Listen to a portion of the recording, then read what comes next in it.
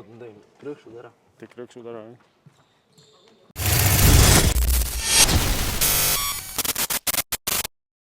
Kutsusin täna siis mängujärgset intervjuud tegema sinu. Võit tuli, üsnagi veenev ja selles mõttes on ju tegelikult kõik ilus. Võta oma sõnadega esimese hooga see mäng kokku siin Haapsalus. Mängisime päris võistkondlikult. Lõpptulemuseks võit. Ma arvan, et hätta ei jäänud milleski väga. Võib-olla tuua välja, et tegime palju vigu, et andsime vaba viskeid palju vastasele.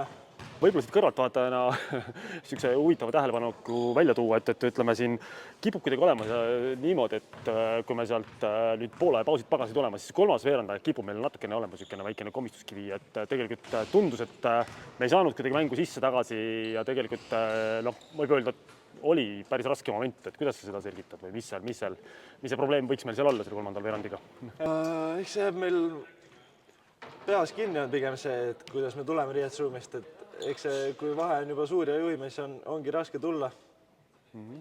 Aga teisel poolel tuleb kindlasti kohe valmis olla ja et seal võib mängida on palju ja kõik võib juhtuda.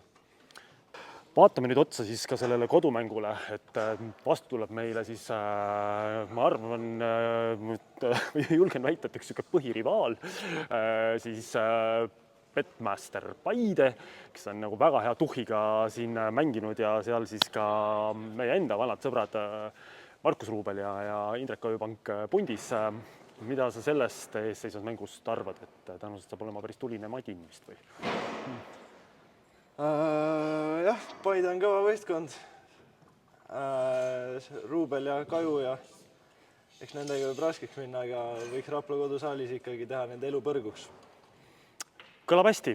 Kuule, aga siis nii teeme ka. Täna siis suur tänu sulle ja kütame siis kodupoole tagasi ja reedel juba kütame sama auruga edasi, eks ole? Just nii. Olgu, aitäh sulle.